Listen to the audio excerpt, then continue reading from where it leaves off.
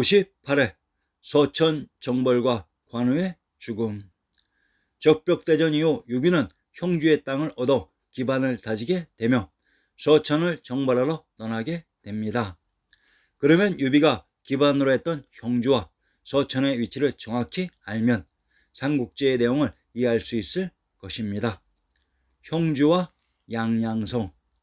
적벽대전 이후 유비는 오나라의 주위와 형주와 양양성을 놓고 지략의 대결을 벌였지만 제갈공명의 승리로 형주와 양양의 기반지를 얻게 됩니다. 이때 주유가 유비를 벌모로 잡고 형주와 양양의 땅을 되찾기 위해 간계를 부리기 시작했습니다. 유비의 혼례. 유비는 정실 부인인 간부인이 죽어 장례를 치루었다는 소식이 강동의 주유에게 전해졌다. 이에 주유는 송곤의 누이동산과 유비의 혼사를 추진한다는 구실로 유비를 강동에 부른 다음 체포해서 형주 땅과 교환할 생각으로 일을 꾸미게 된다. 주유로부터 초청을 받은 제갈량은 이러한 모든 상황을 알면서도 역으로 이용하기 위해 조자룡에게 묘책을 전해주며 유비를 강동으로 보냈던 것이다. 이때 유비가 강동의 오나라로 가기 위해 배를 타고 가는 장면이 있습니다. 유비가 한라산 자락의 형주에서 관중을 관통해서 흐른 한강인 압록강을 건너 오나라로 갔던 것으로 그 배를 타고 건넌 강이 바로 한강입니다. 한중왕 장로. 중국 역사에 등장하는 한중이 바로 한양 장안의 관중입니다. 이때 조조는 황제를 모시고 낙양에 계셨습니다. 즉 적벽대전의 패배 이후 조조는 관중 호도에서 신변의 위협을 느끼고 황제를 모시고 낙양으로 전도했던 것입니다. 한중인 관중태수 장로는 평상시 사이가 좋지 않던 서천을 점령해서 그곳을 기반으로 조조에 대항하기로 결정하고 군사를 일으키게 된다.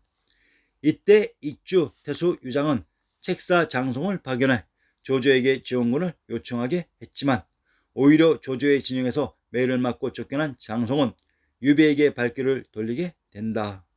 유비에게 마음을 털어놓은 장송은 서천의 지도를 유비에게 바치며 출병을 요청하였고 익주로 돌아온 장송은 익주태수 유장의 마음을 움직여 유비에게 군사를 이끌고 서천으로 출병하도록 서신을 보냈던 것이다.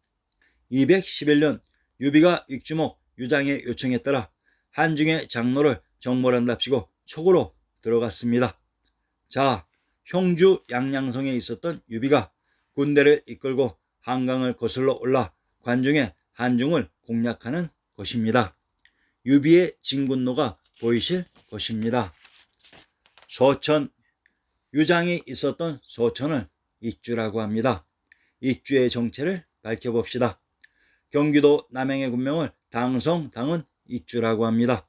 경상도 영천의 군명을 영주 익양이라고 합니다. 전라도 익산의 군명을 금마 익주라고 합니다. 경기도 남양의 군명 당성은 천황님이 계셨던 동경의 경주라고 했습니다. 그러면 유비가 관중인 한중을 거쳐 좌측편의 동경 경주를 장악한 것입니다. 낙봉파. 익주를 장악하고 서천의 수도 성도로 진격하기 위해 출발하려는 찰나 방통은 자신의 말에서 떨어지고 이를 측은히 여긴 유비는 자신의 명마 백마를 방통에게 주었다. 그런데 천하의 방통이 꽃도 펴보지 못하고 제갈량의 직감이 맞았는지 방통은 낙봉파를 지나다가 매복군의 기습에 걸려 최후를 맞았던 것입니다.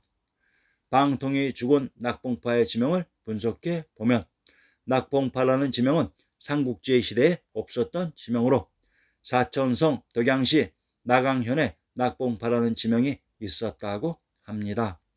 나강의 지명을 분석하면 나주에 있는 강이 나강입니다. 전라도 나주의 군명을 비단금자의 금산, 금성, 진해라고 합니다.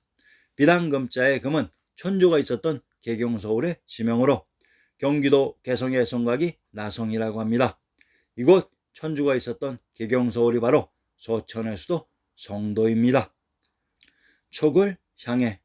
제갈량은 형주를 관우에게 맡기고 방통이 죽고 위태로운 서천의 유비에게 파견된다. 이제 서천 정복이 본격적으로 시작된 것입니다. 이 서천이 바로 천조가 있었던 개경 서울로, 이곳이 촉으로 조작되었던 것입니다. 원래의 촉은 제왕의 성에 있었던 관중의 한중을 화양촉이라고 했는데, 역사를 조작하면서 천조가 있었던 개경 서울을 촉이라고 조작했습니다. 유비가 장악한 천조가 있었던 서천의 송도는 천조가 있었던 파 지역이었습니다. 자, 드디어 한라산 자락의 형주 양양석에 있었던 유비가 한중인 관중을 거쳐 천왕님이 계셨던 익주의 동경 경주를 지나 천조가 있었던 서천의 송도인 개경서울에 자리를 잡았던 것입니다. 자, 이제 삼국지의 자리가 잡히게 되었습니다.